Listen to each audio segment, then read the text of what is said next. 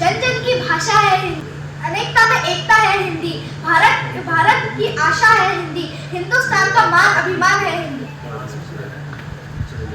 Time and tide waits for none. Due to the introduction of Britishers, we got to know about English, a language that was never introduced to us. We were discriminated about it for over, I think, 2 decades, I guess. Yeah, no, 2 centuries.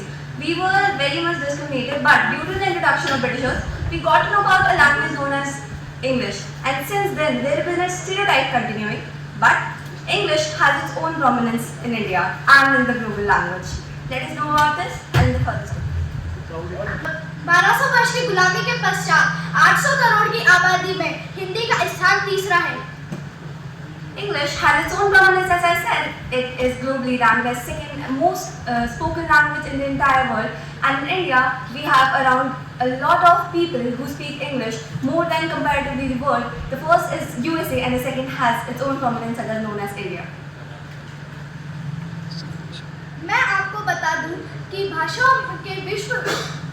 भाषाओं के सर्वेक्षण में 7115 भाषाएं बोली जाती हैं। उनमें से कई भाषाएं ऐसी हैं जिन्हें बोलने वालों की संख्या 10 व्यक्ति है, जिन्हें कोई 1 बोलता है, कोई 2 बोलता है, कोई 3 बोलते हैं, और कई भाषा और 5000 से 6000 भाषाएं ऐसी हैं जिन्हें बोलने वालों की संख्या 1.5 लाख है। जब वो ही विलुप्त नहीं हो रही तो हमारी मातृभाषा हिंदी तो हजारों वर्ष से हमारे कंठ को गौरवान्वित कर रही है। हम North Indians, we consider English as our primary language, as our mother language. But South Indians have their own languages, such as Telugu, Tamil, etc. They do not even consider Hindi. उन लोगों को हिंदी नहीं आती है। वो लोग बस उनकी मदर लैंग्वेज आती है, या तो वो तेलुगु होती है, या तो वो केरला, या तो वो उनकी पर्टिकुलर तमिल होती है। उन लोगों को फर्स्ट या तो वो आती है और सेकंड उनको इंग्लिश आती है। For example we can take D Gukesh, the world champion of chess, उनको हिंदी नहीं आती है। They only know English and their mother language that is Tamil. अब परिस्थितियां बदल चुकी है। अब हाई कोर्ट और सुप्रीम कोर्ट में हिंदी भी बोली जाती है, और एक केस ईश्वर सिंह बग्गा बनाम MN रजिस्ट्रार के केस में संविधान पीठ ने यह निर्णय लिया कि अब अनुवादक का शुल्क पूरी तरीके से समाप्त हो गया है, और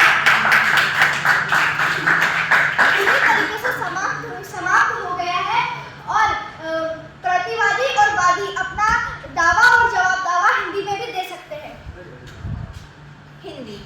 हिंदी के बारे में हम कहना चाहें तो जैसे मैंने अभी कहा कि नॉर्थ इंडियन जरूर हिंदी को अपनी मातृभाषा मान सकते हैं, लेकिन जब हम we are talking about English, south Indian तो कंसिडर भी नहीं करते कि उन लोगों को हिंदी आती भी है नहीं। लोग तो कहते हैं कि उन लोगों को तो सिर्फ और सिर्फ तमिल और उनकी प्राइमरी लैंग्वेज आती है। स्कूल्स में इवन इन नॉर्थ इंडिया हम लोग इंग्लिश और हिंदी दोनों पढ़ते हैं, और लोग इवन टीचर जो हिंदी के टीचर है वो खुद स्कूल में इंग्लिश बोल रहे हैं। उन लोगों को मोटिवेट किया जा रहा है कि तुम लोग इंग्लिश बोलो, हिंदी यूज ही मत करो। संस्कृत के टीचर इंग्लिश बोल रहे हैं, हिंदी के टीचर इंग्लिश बोल रहे हैं। क्यों?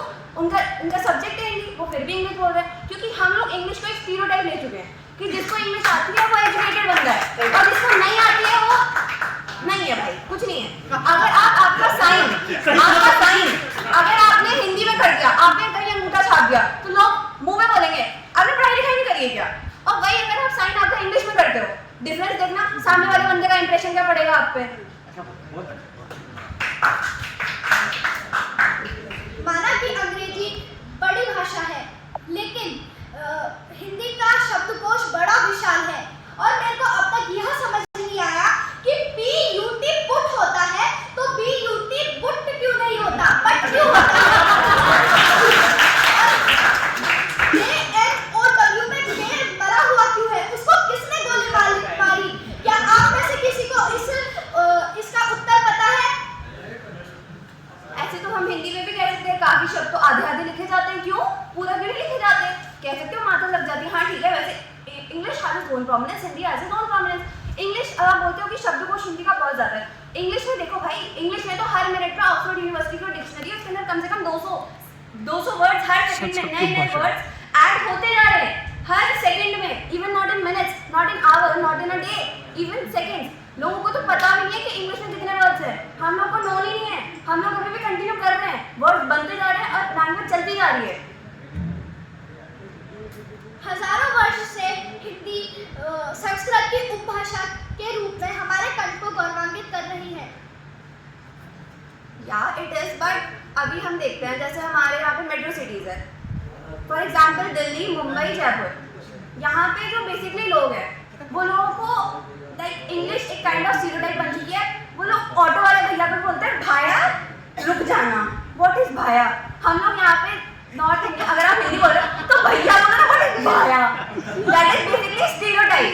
मतलब अगर आपको इंग्लिश आती है तो आप एजुकेटेड हो, अगर आपको नहीं आती है तो आप अनएजुकेटेड हो।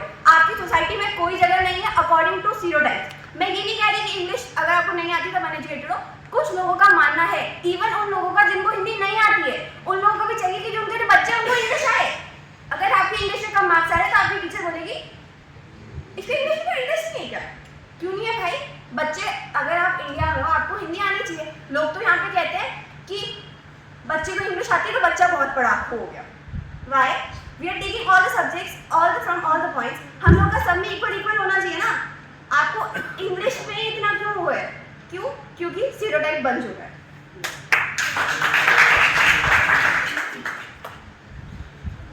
अब परिस्थितियां बदल चुकी है। हाई कोर्ट और सुप्रीम कोर्ट में भी